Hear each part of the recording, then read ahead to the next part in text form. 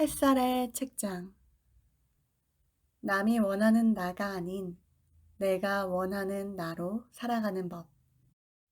당신 마음 가는 대로 살아도 됩니다. 저자는 암과 마음을 동시에 치료하는 일본의 정신종양학 전문의 시미즈 켄입니다.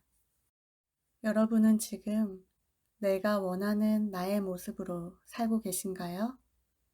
아니면 남들의 기대에 부응하려고 열심히 노력하며 살고 계신가요? 어느 날 문득 내가 남이 원하는 나의 모습으로 살고 있다는 것을 깨달을 때 삶의 위기가 찾아온다고 합니다. 그럴 때 도움이 될 만한 책입니다. 바로 머릿말로 들어가겠습니다. 인생의 중반에 접어들어 이제까지 살아온 자신의 삶을 돌이켜보면 이대로 괜찮을까? 라는 의문이 머릿속에 떠오른다. 그리고 앞으로 남은 인생에 대한 불안과 갈등이 생겨 정신적으로 불안정한 상태에 빠지는 사람이 적지 않다. 이를 중년의 위기라고 한다. 대개 40대부터 이 증상을 느끼는 사람이 많다. 이 책에는 지금 중년의 위기를 지나는 사람들이 인생의 후반을 행복하게 보내기 위한 방법을 담았다. 그 내용은 내가 중년의 위기에 빠졌을 때의 경험과 암 환자 전문 정신과 의사로서 쌓아온 지식으로 채웠다. 중년의 위기에 빠졌을 때는 지금까지 오랫동안 품어온 환상이라고 할 만한 사고방식에서 벗어날 필요가 있다. 그 구체적인 대처법을 본문에 실었다. 사람은 나이를 먹으면서 점점 책임져야 할 일이 늘어나고 업무량도 많아진다. 그러다가 매일 정해진 일정을 소화하는 것도 벅차게 된다. 시대의 변화를 따라가기도 쉽지 않아서 점점 주변 사람들보다 뒤처지는 느낌이 든다. 중간 관리직이라도 되면 상사와 부하 직원의 사이에서 갈팡질팡하는 상황에 놓이기도 한다. 회사 일은 인생의 일부분이라고 선을 긋고 취미생활을 즐기며 느긋하게 살면 좋겠지만 업무가 주는 중압감이 크고 책임감이 강한 사람일수록 그러지 못하고 고민만 깊어진다. 어째서 사람은 인생의 절반이 지날 때 정서가 불안정해질까? 우리는 인생의 전반에 나는 계속 성장해서 나중에 멋지게 활약할 거야 라는 기대에 찬 환상을 품는다. 정서가 불안해지는 주요 원인은 이런 환상과 실제 자신과의 차이를 깨닫는 데 있다. 심리학자 칼 구스타프 융은 청년기에서 중년기로 가는 이 행기를 인생의 정오라고 표현하고 이 시기에 사람은 위기를 맞이해서 사고방식을 전환할 필요가 생긴다고 말했다. 인생은 한 번뿐이므로 성장 과정에 있는 인생의 전반에는 정오에서 오후로 넘어가면서 하락하는 변화를 미리 실감할 수 없다. 인생의 후반에 들어갔을 때 비로소 쇠퇴해가는 것을 인식한다. 그때는 무작정 열심히 해왔던 자세를 바꾸고 자기 자신의 내면을 들여다볼 필요가 있다. 여러분은 지금까지 어떤 가치관을 지침으로 삼고 살아왔는가? 중년기가 되어 정신적으로 불안정한 상태에 빠져 있는 여러분은 어쩌면 사회에서 배운 가치관을 바탕으로 노력해왔을지도 모른다. 하지만 그런 가치관이 자신에게 정말로 중요한지 마음속으로 충분히 곱씹어 보았는가? 부모나 교사, 선배가 해준 말이기 때문에 맹목적으로 옳다고 믿지 않았는가? 그 가치관은 사실 여러분을 행복하게 해주는 것이 아니라 사회에 적응시키기 위한 것이었을지도 모른다. 젊은 시절에는 자신이 점점 성장해 나간다는 환상을 품고 사회에 적응하기 위해 자기 자신에게 인내를 강요하며 노력한다.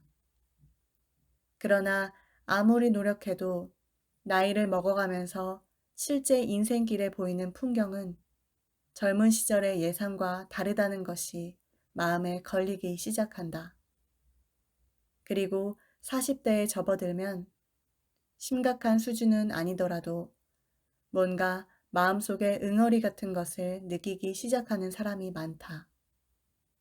증상이 더 진행되어 젊은 시절 그렸던 환상이 무너진다면 어느 날 갑자기 망연자실한 상태로 꼼짝 못하게 될지도 모른다.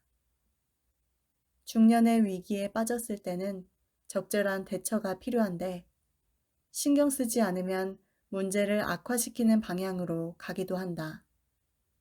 예를 들자면 지금보다 더 노력하려고 하는 것도 잘못된 방식이다. 이미 지친 자신에게 더욱 채찍질을 가해 실적을 올리려고 발버둥치거나 젊음을 되찾기 위해 과도한 다이어트에 매진하는 사람이 그렇다. 나이가 들면서 찾아오는 노화를 계속 거스르려는 것은 본래 불가능한 일이므로 계속해서 억지를 부리면 결국 무너질 것이다.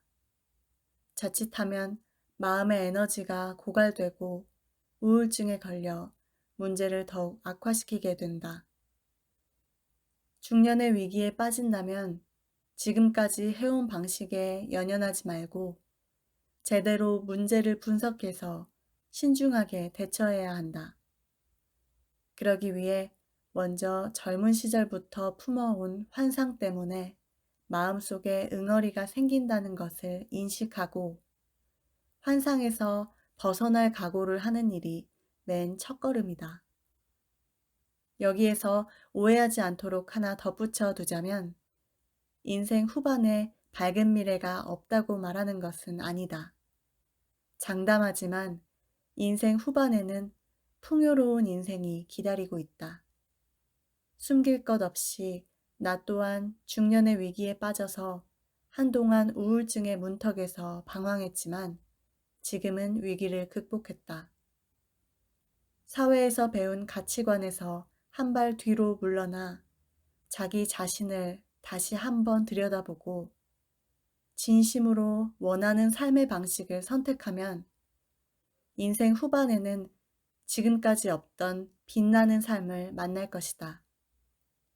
중년의 위기로 인한 변화를 극복한다면 풍요로운 인생 후반을 보낼 수 있다는 것은 심리학 이론에서도 보이고 문학 속에서도 다양한 말로 표현되어 있다. 나에게 인생 후반의 풍요로운 인생으로 가는 지름길을 무엇보다 명쾌하게 보여준 이들은 암이라는 병마와 맞선 내 상담자들이다. 암이라는 병은 나는 언제까지나 계속 성장할 것이다 라는 환상을 단숨에 깨트리면서 동시에 죽음을 의식하게 한다. 인생에 한계가 있다는 진실을 다짜고짜 들이미는 존재다. 우리는 가능하다면 죽음에서 눈을 돌리고 싶어 한다. 하지만 의식한다면 다양한 생각을 하게 된다. 암에 걸리면 처음에는 누구나 충격을 받는다.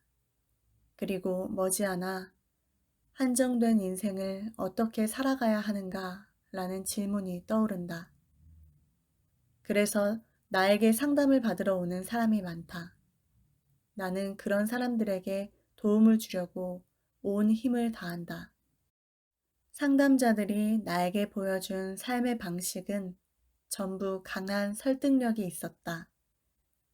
그 사람들에게 살아가기 위해 중요한 것이 무엇인지 삶의 본질적인 부분을 많이 배웠고 결과적으로 내 인생은 매우 풍요로워졌다. 마지막으로 중년의 위기를 맞닥뜨리는 일은 괴로울지도 모르지만 환상을 바탕으로 한 젊은 시절의 꿈에서 벗어나 진정으로 행복한 인생을 얻을 기회도 된다는 것을 강조하고 싶다.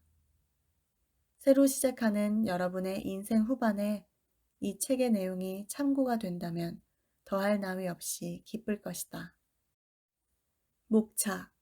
제1장 인생 후반에 마음을 어지럽히는 환상.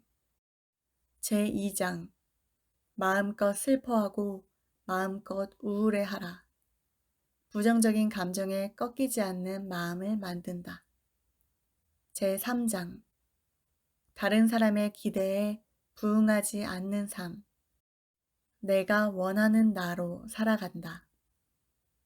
제4장 나는 있는 그대로 살아가기로 했다. 자신을 긍정하면 인생에 사랑이 생긴다. 제5장 지금을 살아가지 못하면 세상이 무미건조해진다.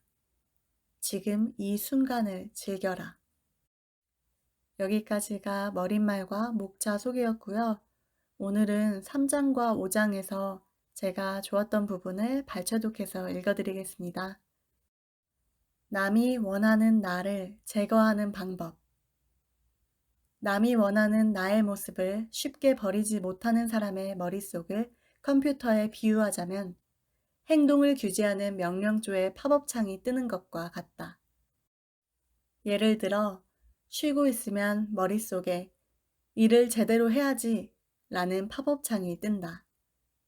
업무를 하는 도중에도 그렇게 일을 대충 해도 괜찮겠어? 누가 권유하면 제대로 응답해야지 정말 불성실하네 라는 식으로 시끄러울 정도로 팝업창이 잇따라 뜬다. 나도 예전에는 그랬다. 이런 사람에게는 당신의 머릿속에는 성가신 소프트웨어가 설치되어 있는 것과 같아요 라고 짚어준다. 자신이 마음 가는 대로 행동하고 싶어도 남이 원하는 나의 팝업창이 떠서 안절부절 못하게 만든다. 또한 팝업창을 띄우는 소프트웨어에 다수의 컴퓨터 처리 능력을 사용하면서 마음이 쉬는 것을 방해한다. 정말로 필요할 때 원래 가진 처리 속도를 내지 못하므로 그 소프트웨어를 제거하는 편이 낫다. 그러면 어떻게 해야 이 성가신 소프트웨어를 제거할 수 있을까?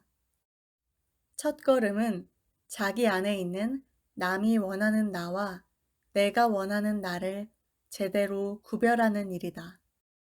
많은 사람의 머릿속에는 이렇게 하고 싶다는 마음과 이렇게 해야 한다는 마음이 섞여 있고 양쪽 모두 같은 자신이라고 인식한다.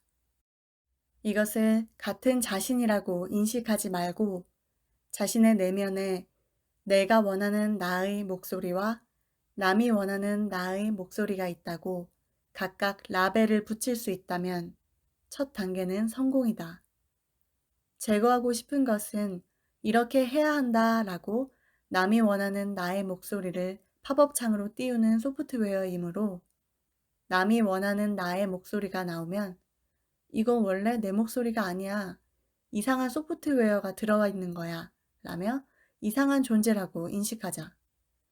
이를 반복하다 보면 서서히 팝업창을 의식적으로 조작할 수 있다. 다만 갑자기 가능한 일은 아니며 남이 원하는 나의 목소리를 전부 부정하지 않아도 되므로 서서히 진행하는 것이 좋다. 남이 원하는 나에서 감성을 해방한다.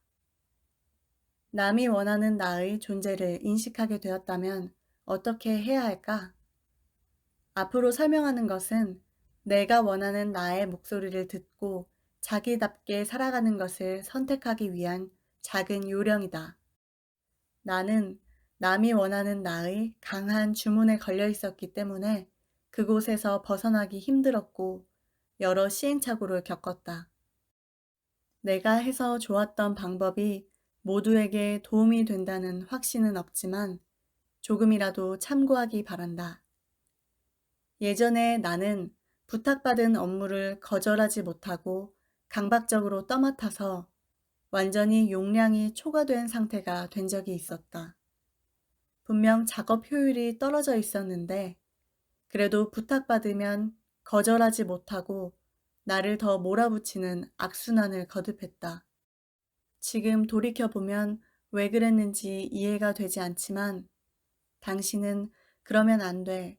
기대에 부응하지 않으면 신뢰를 잃을 거야 라는 강력한 목소리가 들려서 쉬고 싶다. 이제 더는 무리다. 라는 자신의 목소리를 머릿속에서 밀어버렸다. 당시의 나에게 남이 원하는 나의 모습을 위해 내가 원하는 나를 희생하는 것은 상당한 중압감이 생긴다는 것을 말해주고 싶다. 가고 싶지 않은 모임에 초대받았을 때나 하고 싶지 않은 일을 부탁받았을 때 거절하면 나중에 고립될지도 몰라 라는 또 하나의 내가 나올 수도 있다. 어떤 일을 할 때 좀 더 제대로 하지 않으면 다들 형편없는 사람이라고 생각할 거야 라는 목소리가 들려올지도 모른다. 물론 그것을 전부 거절하는 일은 쉽지 않겠지만 하고 싶지 않은 일을 계속 떠맡다가는 인생이 허무해지고 삶의 활기가 뿌리째 뽑혀나가서 우울증에 걸릴 위험마저 있다. 그런 희생을 해서라도 갈 만한 가치가 있는 모임인지, 떠맡아야 할 일인지, 남이 원하는 나의 목소리에 무조건 따르기 전에 제대로 판단해야 한다. 그리고 조금씩 남이 원하는 나의 목소리에 반항해보면 어떨까? 조심스럽게 사소한 일부터 시작해도 된다. 사소한 부분부터 내가 원하는 나의 목소리를 듣는다. 나는 사소한 부분부터 내가 원하는 나의 목소리를 듣는 연습을 시작했다. 예를 들어, 점심은 편의점에서 사 먹는 일이 많았는데, 지금까지는 우동이면 재빨리 먹을 수 있겠지, 돈가스는 칼로리가 높아 라는 식으로 생각하면서 메뉴를 골랐다. 그러나 그런 합리적인 계산은 조금 멀리하고 가슴에 손을 대면서 나는 지금 어떤 것을 먹고 싶은가? 라는 데만 집중해 매장의 진열대를 바라보았다. 그렇게 하면 자연히 먹고 싶은 것에 손이 갔다. 당연히 먹고 싶은 음식을 먹으면 조금 만족감이 생긴다. 미리 영화를 정하지 않고 영화관에 가서 마음이 가는 대로 영화를 골라보았다. 서점을 그냥 둘러보다가 마음이 두근거리는 책을 사기도 했다. 결과적으로 사지 않아도 상관없다. 마음이 향하는 대로, 되는 대로 하는 것이 좋다. 목적이나 시간에 제한을 두지 말고 자신의 마음이 어디에서 두근거리는지 내가 원하는 나의 목소리에 귀를 쫑긋 세워보는 것이 중요하다. 나는 사람이 되었다. 나는 착실히 내가 원하는 나의 목소리를 듣는 연습을 지속했다. 남이 원하는 나의 목소리를 이상한 존재라고 인식하고 반항해도 된다고 생각했을 때는 그 목소리에 대담하게 거역해 보기도 했다. 그렇게 하자 재밌는 변화가 일어났다. 가끔씩 세상이 밝게 빛나 보이는 순간이 찾아온 것이다. 얼마 전 숲에 있는 노천 온천에 간 적이 있다. 하반신에는 온천물의 따뜻함이 느껴지고 상반신에는 자연의 차가운 공기가 찌릿하고 닿으니 기분이 매우 좋았다. 위를 올려다보니 우뚝 솟은 침엽수 사이로 활짝 갠 높은 하늘이 보였다. 나는 심호흡을 하거나 공기를 가득 들이마시며 아, 살아있구나 라고 마음속으로 생각했다. 장소를 이동하자 산에 보이는 단풍이 정말 예뻤다. 그 아름다움에 넋을 잃는 동안 자연히 눈물이 차올랐다. 사실 5년 전에도 같은 노천 온천에 온 적이 있었는데 그때는 돌아가면 회의가 기다리고 있구나 어쩌지? 그 일이 아직 끝나지 않았는데 라는 말들만 머릿속을 맴돌아 주변 경치가 전혀 눈에 들어오지 않았고 자연을 감상할 수 없었다. 그야말로 남이 원하는 나에 사로잡혀 지금을 살아가는 순간이 즐겁지 않은 상태였다. 그런데 이번에 단풍을 보고 아, 단풍이 예쁘구나 라고 생각함과 동시에 내가 사람이 되었구나 라는 생각이 들자 만감에 교차해 눈물이 차오른 것이다. 이때 내가 사람이 되었다고 느낀 것은 단풍을 보고 감동하는 나 자신을 발견하고 나는 냉혹한 인간이 아니구나. 아름다움을 제대로 느끼는 마음이 있었어 라고 생각했기 때문이다. 그 전까지는 계속 감정을 죽이고 마음을 드러내는 일이 없었다. 모두가 울고 있어도 어쩐지 차가운 마음이 들었다. 그런데 낙엽이 예쁘구나 라고 느낀 순간 나에게도 따뜻한 마음이 있다는 생각에 매우 기뻐서 눈물이 나온 것이다. 이렇게 나에게 변화가 생긴 것은 남이 원하는 나에 얽매여 있던 자신에게 이별을 구하고 내가 원하는 나로 살아가게 되었기 때문이다. 남이 원하는 나에 사로잡혀 있을 때는 진정한 내 모습이 어디 있는지 알 수 없는 느낌이었지만 내가 원하는 나를 찾아낸 지금은 진정한 나를 찾은 것 같은 기분이 든다. 이성을 누그러뜨리면 감성이 되살아난다. 내가 이전에 근무했던 병원에는 원내 학급이라는 병동 내 학급이 있었는데 이곳에서 소아병동의 아이들이 치료를 받으면서 학교에 다녔다. 내가 중년의 위기 한복판에 있을 때 이 학급에서 초등학교 저학년생의 학습 발표회가 있었다. 그곳에서 다 함께 다니카와 슌타로의 살다라는 시를 돌아가며 낭독하는 모습을 보았다. 살아있다는 것, 지금 살아있다는 것, 그것은 목이 마르다는 것, 나뭇잎 사이로 비치는 햇빛이 눈부시다는 것, 문득 어떤 멜로디를 떠올리는 것, 재채기를 하는 것, 당신과 손을 잡는 것, 살아있다는 것, 지금 살아있다는 것. 그것은 짧은 치마, 그것은 천체 투영기, 그것은 요한 슈트라우스, 그것은 피카소, 그것은 알프스. 모든 아름다운 것을 만난다는 것, 그리고 숨겨진 악을 주의 깊게 거부하는 것.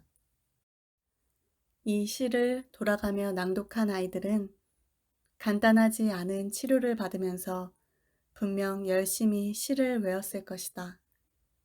생기 있는 아이들의 목소리를 들으며 아, 좋다. 살아있다는 건 이런 거구나 라고 느꼈다. 동시에 나는 이런 의미로는 살아있지 않구나 라는 생각에 이르렀던 기억이 난다. 제3장의 끝에서 숲속 노천 온천에 앉아 자연이 아름답다고 생각했던 경험을 이야기했다. 그때부터 내 감성은 점점 열렸다. 지금은 이 시의 메시지에 순수하게 감동할 수 있고 나 자신에게 살아있다는 감각이 생겼다. 나뭇잎 사이로 비치는 햇빛이 눈부시다 라는 부분에서는 순수하게 아름답다 라고 생각하거나 목이 말라서 차가운 물을 들이켜고 시원하다 라고 감격하거나 당신과 손을 잡는 것이라는 말을 보고 예전에 안고 있던 연정을 떠올렸다. 제1장에서 이야기했던 생가시도 그랬지만 내 상담자들도 이렇게 해야 한다라는 강력한 남이 원하는 나의 모습에서 벗어난 뒤에 아이처럼 풋풋한 감성이 되살아난 사람이 많다. 어른이 되면 어린 시절의 순수함을 잃는다고 하지만 잃는 것이 아니라 강한 이성으로 인해 마음속에 갇혀 있을 뿐이라고 생각한다. 그래서 지나치게 강한 이성이 누그러지면 감성은 서서히 되살아날 것이다. 어째서 마인드풀니스가 주목받는가? 최근 마인드풀니스 명상법이 주목을 받고 있다. 현대인이 피로할 때 마음을 쉬게 하는 방법으로 많은 사람이 흥미를 보이고 있다. 마인드풀니스의 원류는 동양의 명상에 있다고 한다. 마인드풀니스를 간단히 설명하자면 현재 일어나는 일에 충분히 주의를 기울이는 것을 가리킨다. 오른쪽 일러스트는 마인드풀니스에 해박한 정신과 의사 후지사와 다이스케 선생이 가르쳐 준 것인데 깨끗한 자연 속을 부모와 자녀가 걷는 모습을 그리고 있다. 책에 있는 일러스트와 최대한 비슷하게 제가 사진으로 한번 만들어 봤습니다. 다시 본문으로 돌아가겠습니다. 이것은 그야말로 마음이 채워진 상태다. 그러나 함께 걷는 아버지의 머릿속에는 내일 해야 할 일로 가득해서 아름다운 경치를 느낄 여유가 없다. 마인드풀니스에 사람들이 끌리는 것은 어떻게 해도 지금 이 순간을 살아가지 못하는 사람이 많다는 증거다. 남이 원하는 나의 모습이 강하면 마음이 쉽게 채워지지 않지만 그런 남이 원하는 나에서 해방되어 지금 여기라는 느낌에 의식적으로 시선을 돌린다면 어린 시절의 감성을 되찾는 데 도움이 될 것이다. 지금 여기라는 느낌을 충분히 느낄 수 있는 감성을 되살리려면 깨끗한 자연 속이 좋을지도 모르지만 도시 생활 속에서도 가능하다. 인간에게는 오감이 항상 작용하고 있으므로 자신이 무엇을 느끼고 있는지 제대로 의식을 기울여 본다. 예를 들어 밥을 먹을 때는 텔레비전을 틀지 않고 조용한 공간에서 식사를 한다. 우선 고슬고슬하게 잘 지어진 밥의 온기와 향을 즐긴다. 입에 밥 한 숟가락을 넣고 밥을 천천히 씹는다. 밥의 형태가 무너지면서 입안에 천천히 단맛이 퍼진다. 그리고 목 넘김을 확실히 느껴본다. 이렇게 매일 무심히 먹는 밥도 먹는 과정에 의식을 집중하면 다양한 것을 느낄 수 있다. 아스팔트 위를 걸을 때도 한 걸음씩 발을 내딛는 느낌을 소중히 하면 우리가 지구의 중력에 끌리면서 대지 위에 서 있음을 실감할 수 있다. 최근 도쿄의 여름은 길고 매우 더워서 두 손을 들 정도인데 내리쬐는 태양과 습기에 가득 찬 공기를 느끼는 것은 그야말로 도쿄의 여름을 그대로 음미하는 일이다. 여름을 확실히 맛보면 서늘한 바람 속에 아름다운 단풍이 물들어가는 가을의 정취를 제대로 느낄 수 있다. 마음으로 듣는 음악. 나는 음악을 좋아해서 여러 장르의 음악을 듣는다. 마음이 답답할 때에는 클래식을 듣지 않고 재즈나 보사노바를 들으면 마음이 편안해졌다. 클래식 음악은 리듬이 확실하게 나뉘어서 각 연주자의 자유도가 비교적 낮고 주변에 맞추는 느낌이 들었다. 당시 마음이 갑갑했던 나는 그것이 듣기 힘들었다. 그러나 최근에는 클래식 콘서트에도 자주 간다. 연주자의 마음이 하나가 되었을 때 관객도 빨려 들어가는 일체감이 좋다. 그러나 남이 원하는 나의 모습에 얽매여 있을 때는 오케스트라를 들으러 가도 얼마나 연주 기술이 뛰어난지 보자는 마음이 들었다. 혹시 음이 틀리지는 않았는지 흠을 찾아내겠다는 태세였다. 쇼지 사야카라는 바이올리니스트가 있다. 쇼지 씨가 연주하는 시벨리우스의 바이올린 협주곡을 들었을 때 내가 음악을 듣는 방식에 큰 변화가 생겼음을 깨달았다. 시벨리우스는 핀란드의 국민적인 작곡가다. 바이올린 협주곡은 매우 고요하게 시작해서 대지의 눈이 소복소복 쌓이는 느낌이다. 그런데 중간부터 매우 격정적으로 변한다. 마치 한파가 몰아치는 핀란드에서 무언가 아주 뜨겁게 불타오르는 이미지가 몰려온다. 쇼지 사야카 씨는 연주를 온몸으로 표현하며 매우 열정이 넘치는데 그 모습에서 다른 사람에게 어떻게 보이고 싶다는 의도는 전혀 느껴지지 않았다. 누군가는 그 커다란 몸짓이 과장되었다고 느낄 수도 있지만 쇼지 씨의 내가 원하는 나의 모습과 연주하는 곡이 하나가 되어 그 세계가 멋지게 표현되고 있으므로 전혀 부자연스럽지 않았다. 나는 그 연주에 빠져들다가 감정이 북받쳐 올라 눈물을 흘렸다. 그리고 그 연주를 들었을 때 나도 이런 음악을 느낄 수 있구나 라고 안심했다. 이전에는 동경하기만 했던 다니카와 순타로의 시 살다처럼 나도 살 수 있게 된 것이다. 이런 변화가 일어난 후 연주를 듣는 방식이 완전히 바뀌었다. 전혀 마음이 떨리지 않는 연주도 많다는 것을 알게 되었다. 유명한 오케스트라의 연주라고 해도 마치 우승을 확정지은 뒤 나서는 스포츠 경기처럼 무미건조하게 음표만을 따라가는 연주도 있다.